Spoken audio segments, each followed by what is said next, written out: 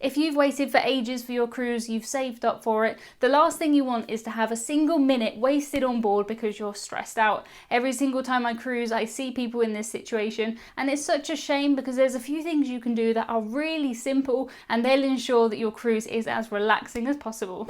Almost every cruise line these days will send you your luggage tags before you go on the cruise to print out, and you should definitely do that. It makes everything so much easier. But that is not my first tip. My first tip is when you have those luggage tags, take a photo of the luggage tags, preferably on your luggage too, because that helps if your luggage gets lost, because that has your cabin number on it. I've been on cruises before where I've got to the cruise port, I have my bag, I have my luggage tag, I've given it in, it will arrive at your cabin, but I didn't know where my cabin was. It doesn't say on your cruise card because if somebody finds your cruise card, you don't want them going into your room. So I'm there on the cruise trying to frantically look through my emails to try and work out what my cabin number is.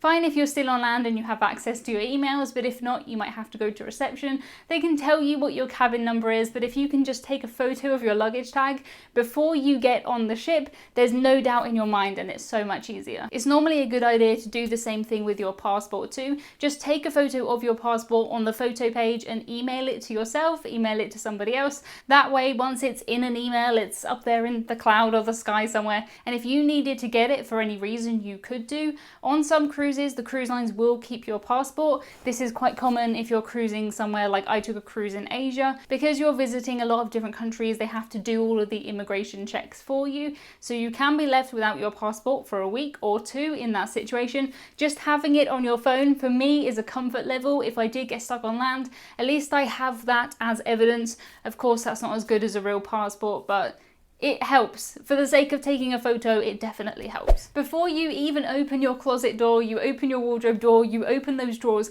make your packing list. Make the packing list before you look at your clothes and then match your clothes to the things on the packing list. So say you're going away for a 7-night cruise, you decide that you need 4 pairs of jeans, whatever you decide.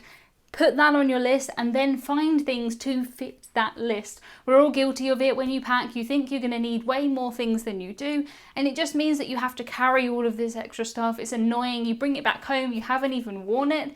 It's just a waste of time. I think there's a danger with a lot of people, me included, to think I haven't worn this in 5 years, but maybe this is the time. You forget in that moment that there's a reason why you don't wear those things. It doesn't fit right at the back, it rides up, it has a broken zip, all of these things, and you don't remember them. There's no point in you taking that item you haven't worn in 5 years, flying it halfway across the country, taking it on trains, in taxis, boarding it onto your cruise ship, unpacking it, repacking it, taking it home and putting it away again. It's such a waste. So make your list first and then fit things to that list. Another thing would be definitely look at the clothes you have. If there's something you want, go out and buy it, treat yourself. I'm not saying don't treat yourself, but if you spend less money on your clothes, you can spend more money on experiences. You could reinvest that into an excursion, and it's going to be the memories from that excursion where you went snorkeling that you're going to remember, as opposed to that new pair of shorts that you bought. So I would urge you to spend your money on experiences rather than clothes. You don't have to have all of these fancy clothes to go on a cruise. I'm mostly dressed in Primark clothes. I fit in fine. Other people don't know and they don't care how much your clothes cost. Nobody else is looking at you. They're too busy getting on with their own cruise. So just go in something that's comfortable, buy something nice for yourself because treat yourself, but don't feel like you have to. At the end of the day, I think most of us are on cruises because we want to spend time with the people that we went on that cruise with. We want to make memories and do things. Do not jam-pack your schedule with too much stuff. Give yourself the gift of a day on the ship, an afternoon on the ship. If that's the sea day, that's okay. I would recommend that you pick a day where you're in port, maybe one you don't really mind, and you stay on the ship for that day. A self-imposed kind of sea day where the ship is almost empty. You can sit by the pool, so much space, get a drink, properly relax. I know sometimes it is tricky if your family really want to do a certain thing, but let them do the thing maybe by themselves. Might be controversial, but look after yourself. Nobody plans to go on a cruise and get sick, but I would recommend that you bring so many medicines on a cruise, more medicines than you think you will ever need. Bring medicines in case you have a headache, an upset stomach, in case you have a cold, in case you have the flu, in case you cut yourself. Bring some creams, bring anything that you may need for anything on a cruise, because it's so much easier just to have a well-stocked medicine bag in your cabin as opposed to trying to get these things on the cruise. Almost every cruise does have kind of a gift shop where you will find certain medicines, usually very basic medicines, but be aware these can cost 3 or 4 times what you would pay on land, so it's always better to just use those in an emergency. You can get things like painkillers. Painkillers is a British-ism. We call anything that kills pain a painkiller. Paracetamol, ibuprofen. As far as I understand it, you guys from outside of the UK use painkillers for more kind of serious drugs, but if we have a headache here in the UK, we take some painkillers. British-ism of the week. Moving on up from that kind of gift shop that sells medicines, there is normally a proper kind of pharmacy on board. There will be a medical centre where they will have more serious medicines. There are doctors, there are nurses, they'll look after you if you do get sick. But if it's something minor, it's just so much easier to not have to stress. The last thing you want is to feel unwell on the cruise, but even worse than that, if you feel unwell and you can't fix it, that's awful. One good way to save money on a cruise is you can actually get seasickness pills from the majority of reception desks on cruise ships for free. Strange, but you can usually do that. It's not really in the cruise line's interest for everybody to be wandering around feeling seasick. So if the weather does get bad, sometimes they will give them out for free. I would definitely recommend you bring your own though, because seasickness is awful.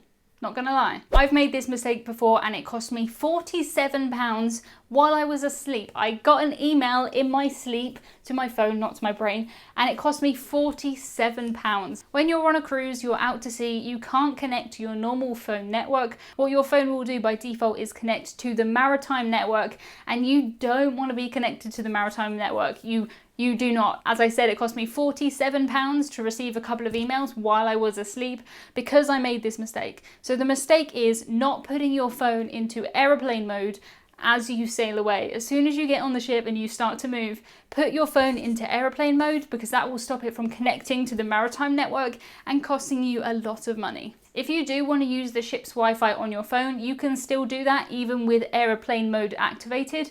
Airplane mode just stops the phone from, connecting up into the sky to try and find your mobile network as if you were on an airplane. So do not forget to put your phone in airplane mode. If you're worried about it, just put it on airplane mode and leave it the entire time.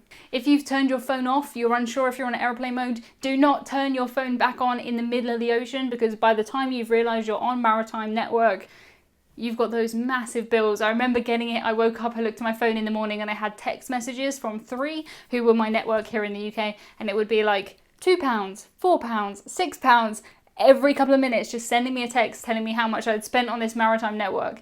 And I was asleep. I didn't even get any good emails. I usually keep my phone because I use it to take pictures, because I use it to film things. But for a lot of people, what they love about cruising is the escapism. If I didn't have this YouTube channel, my website and all my social accounts related to cruising, I would be putting my phone into airplane mode and not checking it again. Cruising is the perfect way to detach from work. Work can literally not get you when you're out at sea. So if you do feel like completely detaching, that's good. You're on the trip to do that. Just put your phone in airplane mode.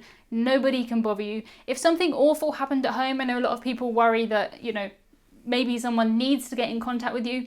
People can still get in contact with you. They can phone the ship, they can email the ship, they would put out an announcement, they would find you. If you're on a cruise and you don't hear anything, that's good news, because bad news travels really fast and good news doesn't. So if you don't hear anything, that's all good. Carry on with your cruise. Your cruise is about you. If you're like me and you don't want to cause anybody any trouble, you might have a bit of difficulty with this one. I know I have done in the past. I'm much better at it now. If you get onto your cruise and you find that you have a dining time that you don't like, maybe you're table sharing and you don't want to table share, just ask to be moved. I've been on cruises before where I've been put on a table sharing with 10 people. Really, I just wanted a table for 2 and I didn't ask to change. I know that's my fault, but I didn't ask to change because I didn't know how easy it would be for them. I was worried about kind of offending my table mates. Don't worry about that. It's your trip. If you want to spend time with the people that you came with and sit by yourself, or you want to eat later or earlier than the time you've been assigned, just let them know. They may not be able to change it instantly for you, but they'll do everything they can. They could always put you on a waiting list if the late seating was fully booked, and you'll be moved when there's free space. There's really nothing to lose, and they deal with this all day, every day. Don't worry about being difficult. This is probably the least difficult thing that the cruise line staff have to deal with. The majority of cruise lines now, though, do have flexible dining in addition to fixed dining. Again, if you've been assigned fixed dining and you want flexible dining, or you've been assigned flexible and you want fixed, just let them them know and they will be happy to sort it out. You can usually do this before the cruise. When you book the cruise, it'll usually ask you for a preference and you can pick, but you can also sort it out when you're on the cruise. So don't worry too much about that. This one literally costs you nothing. It's so unbelievably easy, and when I forget this one, which I do sometimes, it drives me crazy. What you need to do is you need to bring just a carrier bag, a plastic bag,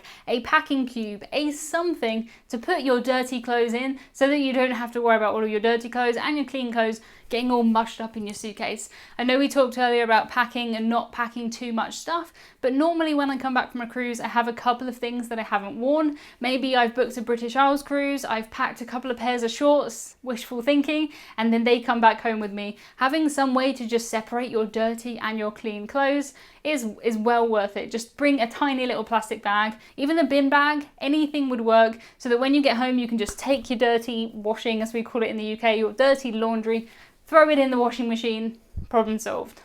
If you have any allergies or any intolerances, when you book the cruise line will usually ask you about that, but make sure you tell them before you get on the cruise, because it will save you so much stress. Cruise lines are really good at dealing with allergies and intolerances. I would say better than they are on land, to be honest with you, but they do need to know, so make sure you tell them as far in advance as possible. If you're somebody who just has a slight intolerance to something, it's quite easy to avoid things on cruises. Most cruise lines will have all of the allergens listed on the menu, and in the buffet there will be little symbols that say, you know, gluten, dairy, so it's quite easy to avoid.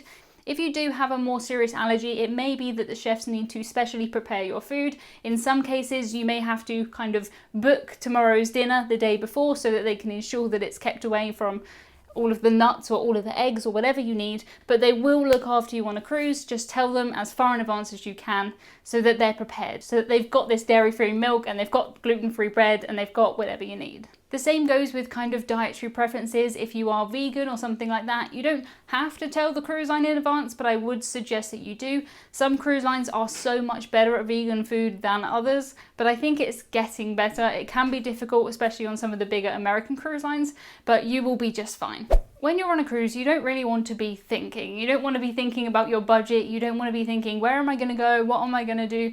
All of this stuff. The point of a cruise is to not think. So the more pre-planning and pre-paying for stuff that you can do, the better. I would recommend that you think about your drinks packages before you go on the cruise. If you want some, you can usually book them online through your agent or directly through the cruise line. I've never known a situation where I've got on a cruise and it's been cheaper on the cruise. It's always been cheaper before. So if you think, I would quite like a soda package, I would quite like an alcohol package, just pay for it before you go and then you don't have to worry about it. The same goes for specialty dining, and by pre-booking things like specialty dining, you stop yourself from overspending and having to worry about that. A lot of cruise lines will do kind of packages where you buy 5 specialty meals or 3 specialty meals. You can also pre-book things like internet, like spas, like excursions, pretty much anything that you can pay for on the cruise. The cruise line is more than happy to take your money before the cruise, and I would encourage you just to kind of sit down in your brain, go through the virtual cruise, think, I'm going to want an excursion this day, I'm going to be drinking a lot, I'm going to need a drinks package, and just pre-buy those things. It stops you overspending and it stops you worrying about it, which is the main thing. You can even pre-book interesting things sometimes, like you can pre-book birthday cakes, you can pre-book decorations for your cabin. There's all kinds of things you can pre-book if you try. The next thing you should do is cut unnecessary expenses. Watch this video next and learn what you don't have to spend money on that the cruise line wants you to spend money on.